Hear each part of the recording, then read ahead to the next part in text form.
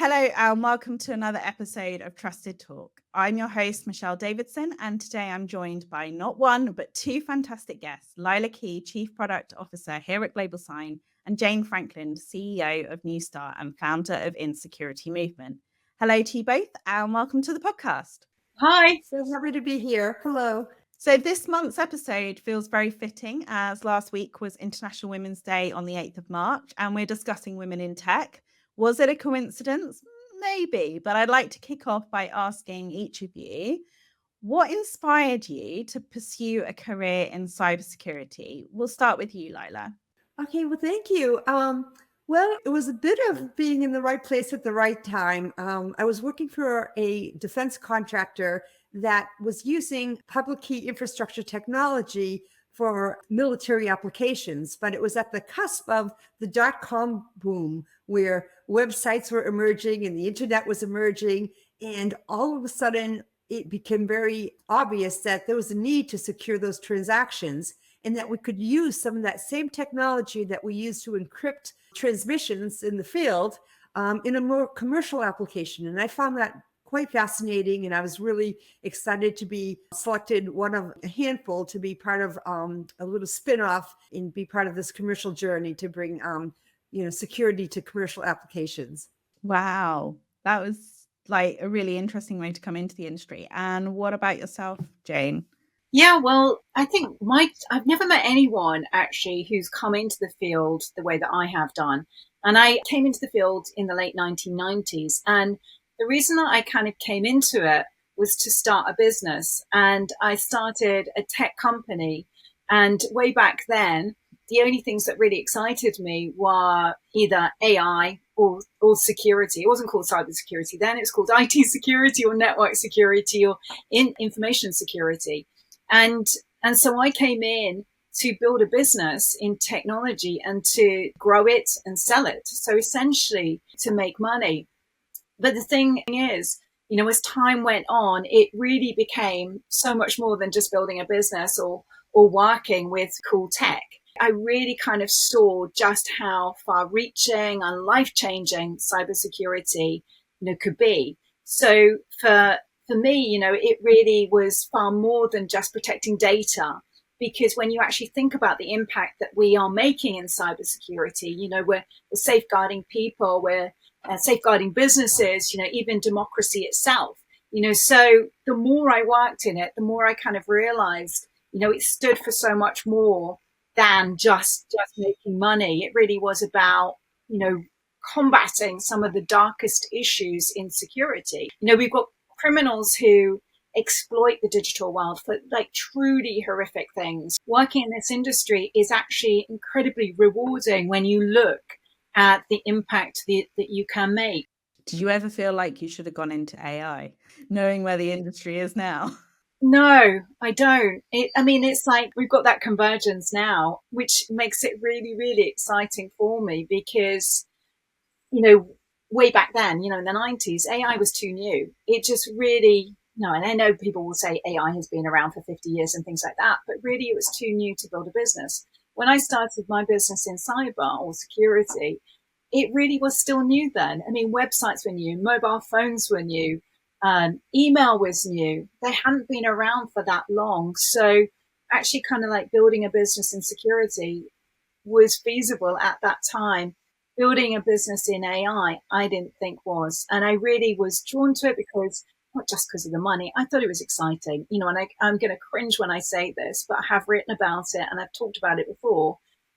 I thought it sounded a bit like James Bond. It sounded exciting, dynamic, glamorous, and everything like that. Lila, would you say that you wish you ever worked in AI, or are you happy in PKI? Oh, no, I have to agree with Jane. AI is, I think, for the next generation of cybersecurity leaders. And I think it's really exciting. And I'm going to be really satisfied to sit on the sidelines and watch how things develop. Aligning with Jane, I'm excited, but I'm also slightly terrified. So it's going to be really interesting. And I know we're in good hands, especially at Global Sign, when I observe the next generation of cyber tech leaders who can safeguard AI applications for all the benefit that AI will bring, there will be tremendous risk and vulnerabilities. So I think that's going to be in really good hands. Myself, I have had the most rewarding career in PKI, or public key infrastructure. This has just been one of those utility technologies that I feel have been really, it's a bit of a middleware, and it's either underappreciated or not even really understood. Without it, there's so many applications. Again, to Jane's point, secure email communication, secure document signing, secure web connections, whether you're just putting your credit card into a website to purchase something, or whether you're doing a business to business transaction. Public key infrastructure is the foundation to all of that, just to assure that you know who you're corresponding with, so you have that authentication, you know that transmission is secure, and you know that the data that might have gone across that transmission is, has integrity. It hasn't been manipulated. So public key has just been a wonderful technology to be involved with, and it's been very, very satisfying. But I leave the AI to the next generation. Okay, let's dive into a little bit about the gender gap. It's been a discussion going on and off over the decades across a variety of industries, and not just tech. Jane, I'm going to come to you with this one to start with. Do you feel that cybersecurity is affected by a gender gap? And if so, where do you think the biggest impact is? Yes, 100%. I'm smiling, but I really shouldn't be smiling. There's definitely a gender gap in cyber, and it's something that really continues to impact the industry in some major ways. So I think when you look at the stats, it is absolutely pretty clear that women don't make up anywhere near half of the workforce. And although things have definitely improved over the years, where I think about the gender gap really hitting hardest, is actually in the innovation and the diversity of thought. That is so crucial for tackling today's challenges. But we have this big problem. I mean, if I think of where we are in the industry right now, then in the UK, for instance, the stats are that 17% of women are in this field, and that has dropped from about 22% last year. So that's not great at all. Well, we all have our unique perspectives that we can bring to our roles, and you've alluded to that, Jane. Lila, do you mind sharing with us a specific experience where being a woman has perhaps brought a unique perspective or advantage? I don't have a specific one, but I have a kind of recurring theme. I truly believe my management style as a woman is quite different than a male counterpart. Not necessarily better, but there's been numerous occasions where just, demonstrating empathy and really intently listening and playing back what you've heard and validating, whether team members of mine or colleagues or just partners that I've met over the years. I feel like as a female, that has really helped me shape my relationships, build trust, and just create my network that has just been so helpful for myself. And I love giving back to that network. So yeah, I would say just, again, the empathy and the listening and maybe the patience that we get oftentimes as not just women, but as mothers. As a new mum myself, I can echo the mother's comment as well. Agree with you there. And I know, Jane, when we met before we did the podcast recording, we talked about relationships, didn't we? And the importance of them in careers. Yeah. Yes, we did. Yeah. Well, actually, I just want to come back to this question, actually, this, unique perspective that women bring, because, I really like what Lila said, but I always like to refer to data. And there's this really interesting study that's been done by the Cass Business School that really resonates with this. And it found what it did was it went out and it researched, it looked at gender and it looked at women. Was it diversity that made a difference, or was it actually gender? And what it found that it was women specifically that helped banks reduce risk and fines. And I find this really, really fascinating, and I find it really interesting and a really good talking point. And, for me, when I read that, it was literally like a light bulb moment went off, because it perfectly highlights something that I've experienced firsthand in cyber. And it's this: risk management is a massive part of what we do in this field. Whether it's assessing vulnerabilities, whether it's planning for disaster recovery, or even deciding, where to allocate our resources, it's all about managing all of this uncertainty. And when it comes to women, we do bring a very different perspective to the table. And it's not just the Cass Business School that looked at this and found that women reduced risks, banks' risks and fines by something like 7 million over the course of a year.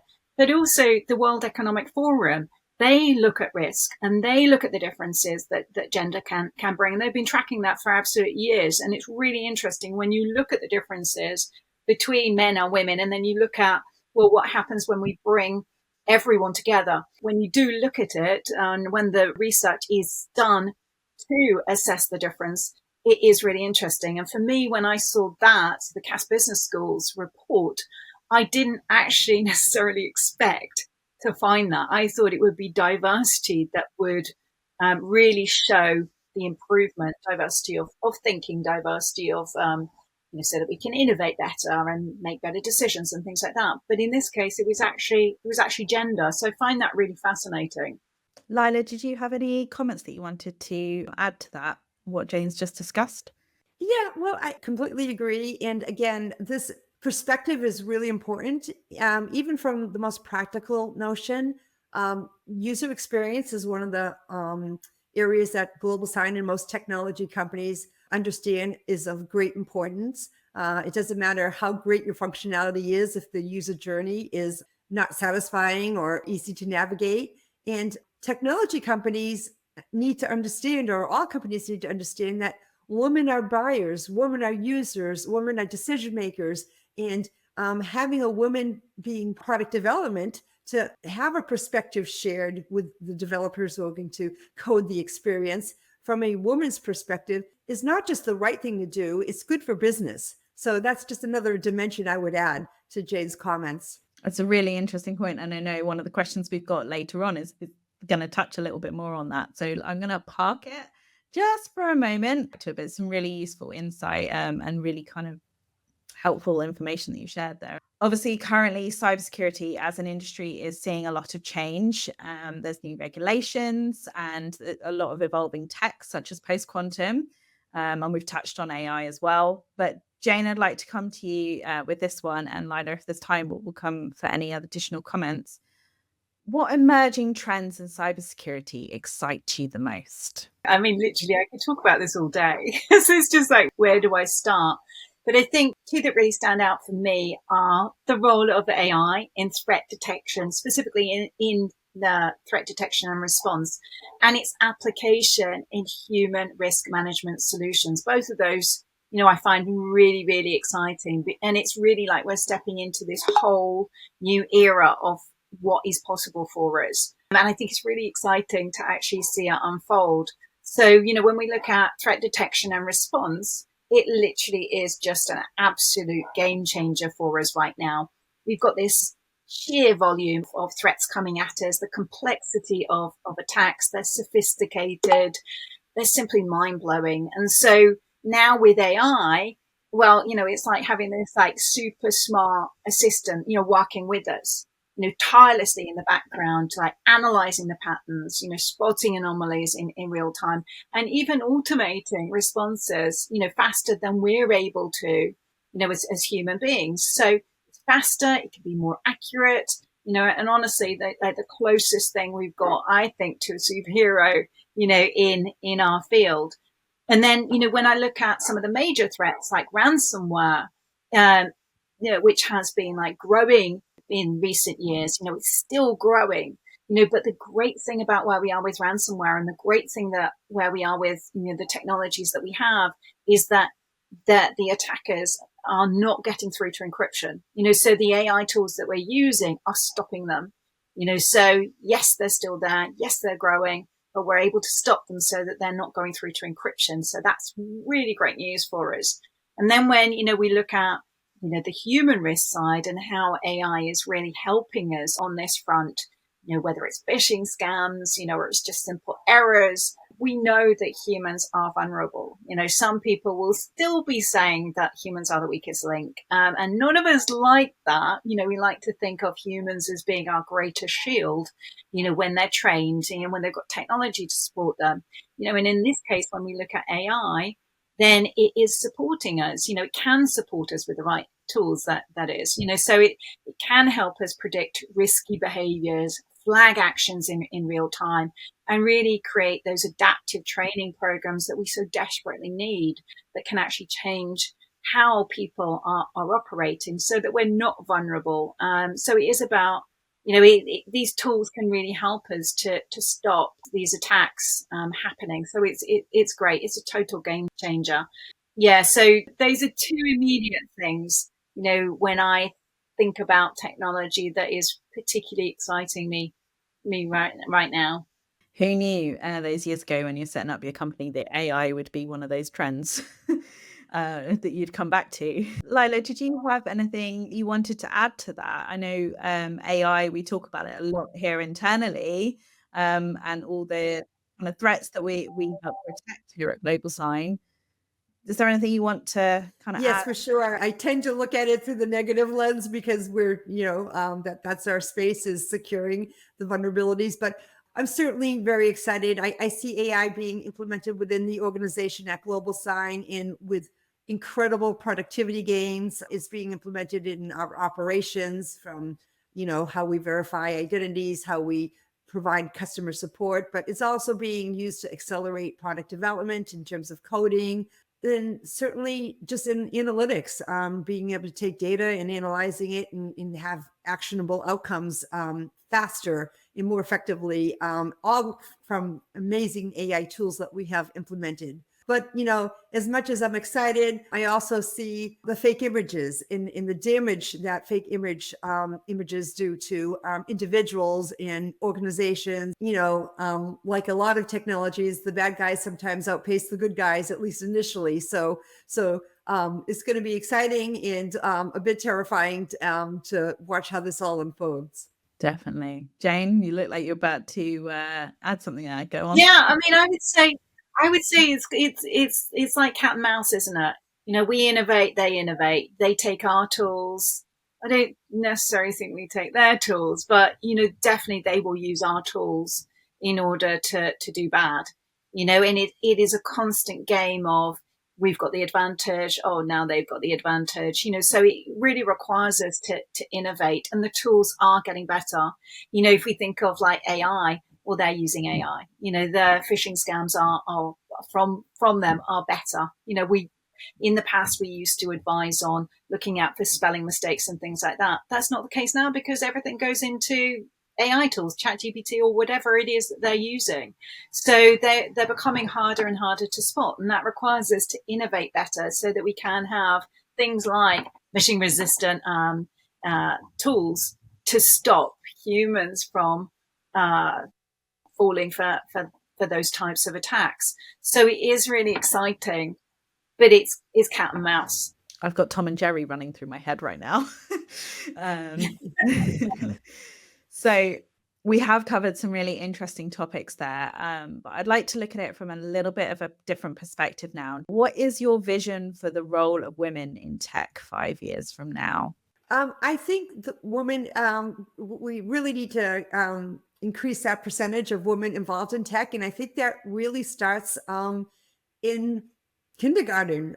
We need to, really double down on women in STEM. There was a lot of great initiatives. I think some of that really pushed us up pretty far, but then I think we've lost a little momentum. And I think we need to go back and expose our young girls in preteens to more things that,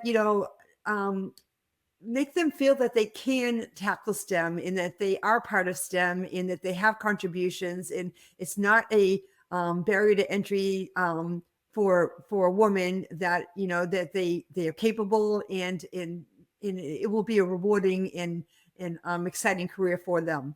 And of course, especially as you see preteens and teenagers have all sorts of social pressures, We need to continue to support that journey through, all sorts of mechanisms to keep confidence up that this is a field that they can be part of. Because as I mentioned before, it's really important that a female perspective is incorporated into all aspects of business, not just the technology, but even the business. Women, again, are decision makers, are buyers, are users. And if we don't include that perspective in the products that we bring to market, it's a missed opportunity, and it's just not good for society. Jane, did you want to add something? What I would like to see, like for women, is I want to see them tolerating less. I want to not putting up with environments that are not healthy for them, that are holding them back. I want to see more women building, creating and building their own companies. And that does come from like tolerating less. And I appreciate that not everyone, is suited to entrepreneurship. It can be a game of high risk.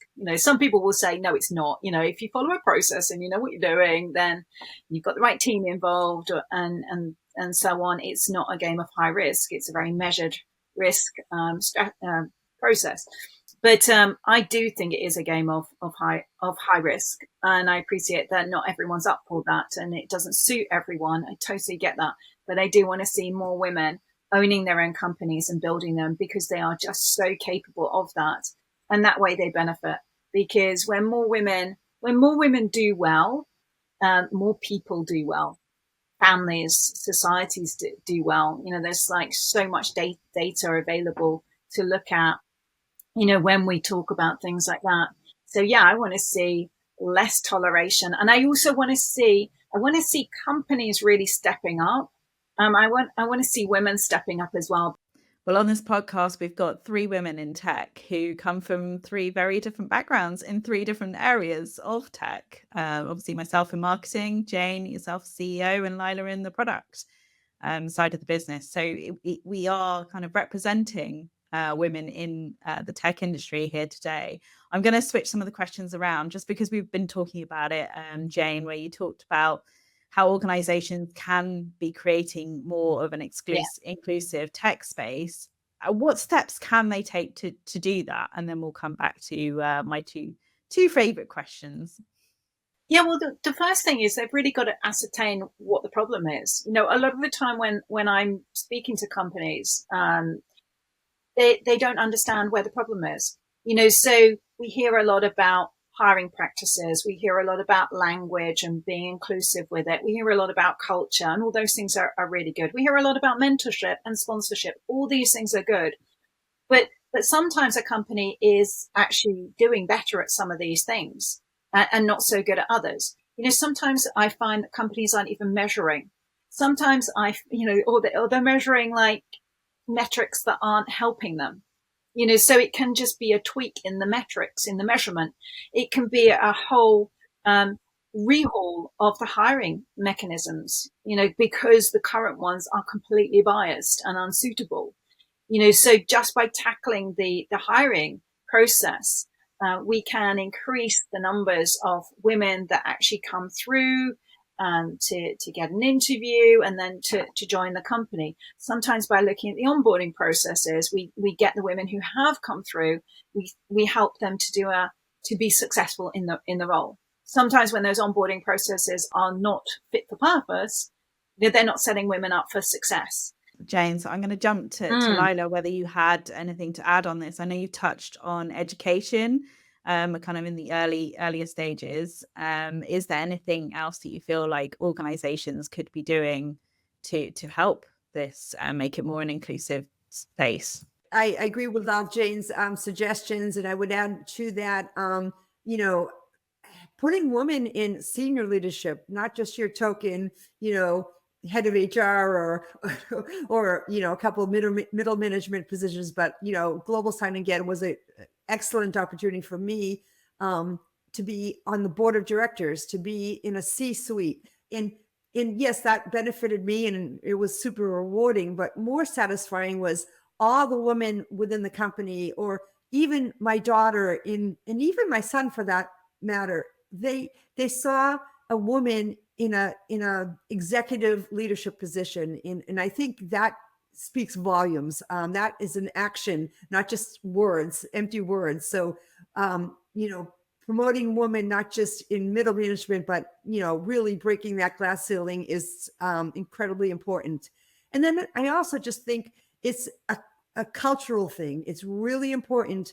There are individuals, my male counterparts, especially in the UK, where I know they go out of their way to make sure that female voices are heard. And if you're running a meeting and you're talking, you're kicking around a topic, and you observe that maybe one or two of the women in that meeting are not participating, and you have some maybe loudmouths coming from male voices, it's really important for the male leadership to say, hey, Susie, I would love to hear your thoughts, or, oh, I didn't think of that perspective before. But there are cultural things that can be implemented that really provide the empowerment and the confidence and in the nurturing environment to not just encourage women, but for all the men observing that interaction to see, hey, that's something I should probably be doing as well. We have a regular segment here on the podcast. It's our Mythbuster. It's where we address a common myth or misconception. It can be an overarching topic or maybe terminology that sometimes people get not necessarily correct. I'm not sure if it's really a Mythbuster, but I feel like there's so many who think they need to convince men that women are equal in the workplace, in that they have valuable contributions. And that might be somewhat the case, but I really feel it's a generational thing. And I guess I want to leave this on an optimistic note that, my son grew up with a working mom, and most of his peers grew up with working moms. So I think the myth is we don't need to work so hard or convince the next generation of men in the workforce that women are their peers, that they're very equals, and that they deserve to have the same treatment. Because I think that many of them have been raised observing that, not being told, not being taught, but just living it and observing it. And that's just part of their natural outlook in life.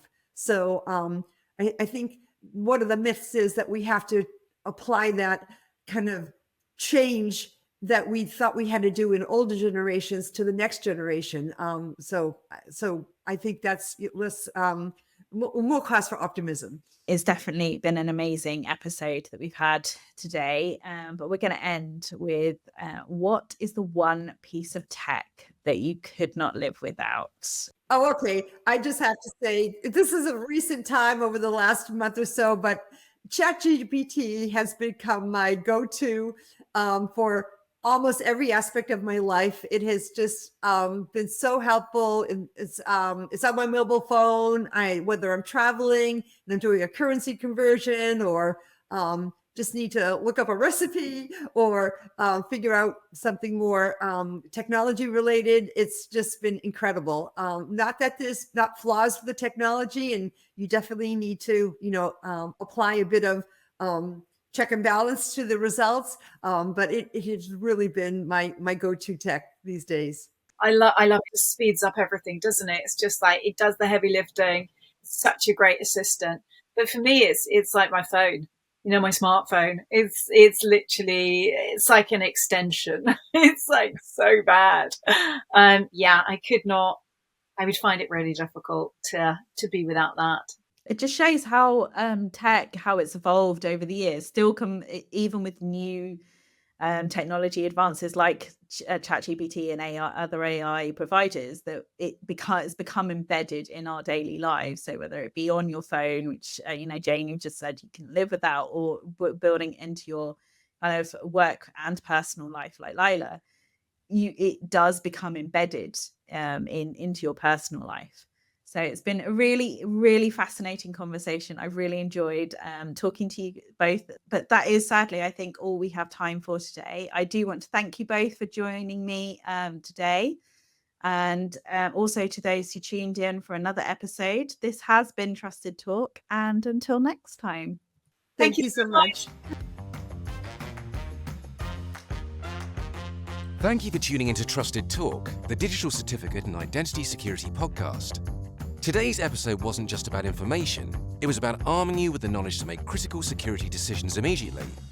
If this episode gave you practical takeaways, don't wait. Subscribe to Trusted Talk on your favorite podcast platform and consider leaving a review to help other security professionals discover these essential insights. For even more urgent resources, like regulatory updates and automation tools, head over to globalsign.com. Join us next time as we tackle another pressing topic in digital identity and crypto agility. Until then, stay proactive, stay secure, and thank you for listening.